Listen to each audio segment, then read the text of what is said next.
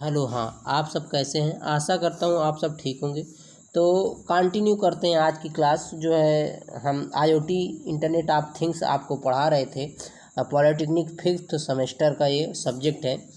तो आइए देखिए, सीएस और आईटी को पढ़ाया जाता है ये सब्जेक्ट आईओटी। तो इसमें पढ़ा रहे थे हम आईओटी कम्युनिकेशन मॉडल, आईओटी संचार मॉडल क्या है।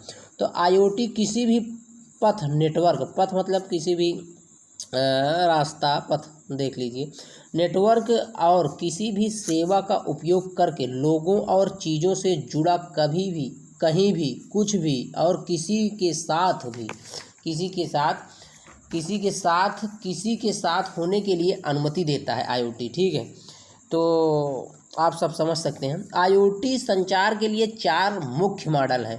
आईओटी संचार के लिए चार मुख्य मॉडल हैं। ये कौन कौन से? आइए देखिए। पहला है उपकरण से उपकरण कम्युनिकेशन मॉडल, मतलब उपकरण से उपकरण कम्युनिकेशन मॉडल। उपकरण होता है ना, जैसे कि कुछ बना आपके घर में कई कई कई सारे उपकरण होंगे, तो आप सब उससे रिलेट कर सकते हैं। उपकरण से क्लाउड कम्युनिकेशन मॉडल, क्लाउड मतलब सर्वर, जैसे क्लाउड सर्वर होता है उसे ये कह रहे हैं उपकरण, क्लाउड कम्युनिकेशन मॉडल। दूसरा गेटवे संचार मॉडल के उपकरण के लिए उपकरण होता है। बैकएंड डेटा शेयरिंग संचार, बैकएंड मतलब पीछे, संचार मॉडल डेटा होता है। तो ये चार है। उसके बाद आइए पहला देखिए। पहला क्या है? Device to device model. मतलब डिवाइस टू डिवाइस मॉडल, आप सब डायग्राम देख सकते हैं। डायग्राम बहुत ही ज़रूरी है। डायग्राम आपको बना के जाना है, बनाना है, याद करके जाना है, वहाँ बनाना है। और जो है आपको इसको देखना है। इसमें जैसे ये है, कम्युनिकेशन हो रहा है डी टू डिवाइस। एक डिवाइस ये है, डिवाइस वन, डिवाइस टू। तो डी मतलब डिवाइस टू डिवाइस कम्युनिकेशन यहाँ हो रहा है, तो आप सब समझ सकते हैं। उसके बाद जो है बी वाला है उपकरण से क्लाउड कम्युनिकेशन मॉडल। तो आप सब डायग्राम देख सकते हैं। इसमें बहुत अच्छे तरीके से हम जो है नोट्स बनाए हैं, आप सब इसको देख सकते हैं। इसमें है क्लाउड एप्लीकेशन सर्वर प्रोवाइडर। ये क्लाउड एप्लीकेशन सर्वर प्रोवाइडर, ये क्लाउड है पूरा। तो आपको इसको बना लेना है और इसको याद करना है। डी2सी मतलब डिवाइस कम्युनिकेशन हो रहा है यहाँ।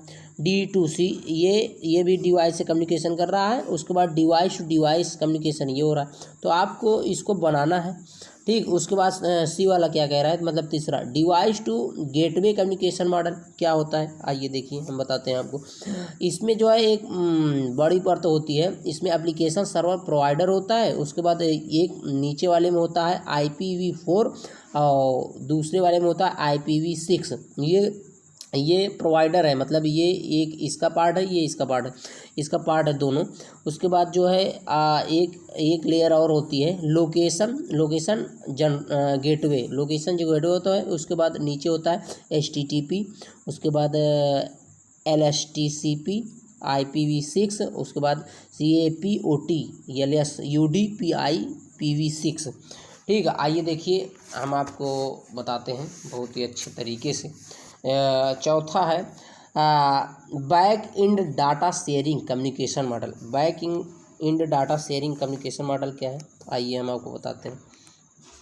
तो इसमें आपको बताना चाहेंगे, back end data sharing model एक संचार मॉडल है, जो कि आपको हम पहले ही बताएं।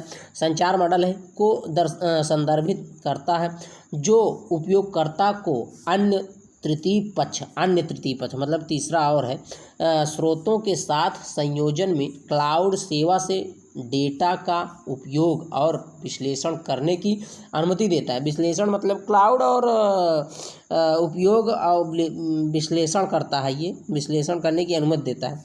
तो आइए देखिए, इसका डायग्राम ये है। इसका ड्राइवर स्मार्ट डिवाइस एक रहेगा। उसके बाद जो है सर्विस प्रोवाइडर रहेगा बीच में।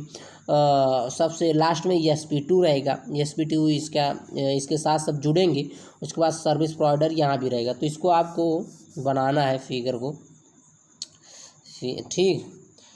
तो आइए देखिए, IoT कम्युनिकेशन, IoT संचार, APT रेस्ट आधारित संचार, APIS। उसके बाद दूसरा है वेब सॉफ्ट आधारित संचार APIs, मतलब APIs रेस्ट आधारित संचार API क्या है, आइए देखिए। रिप्रेजेंटेशनल स्टेट ट्रांसफ़र, इसका होता है एप्लीकेशन, इसका जो है फुल फॉर्म है रेस्ट वस्तु सिद्धांतों का एक समूह है।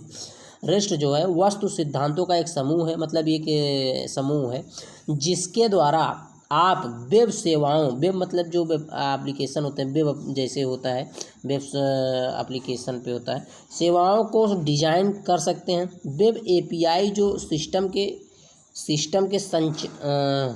के संसाधनों पर ध्यान केंद्रित करते हैं, यही रेस्ट इसे ही कहा जाता है। और आइए देखिए इसमें है आगे क्या क्या लिखा है, हम आपको बताना चाहेंगे।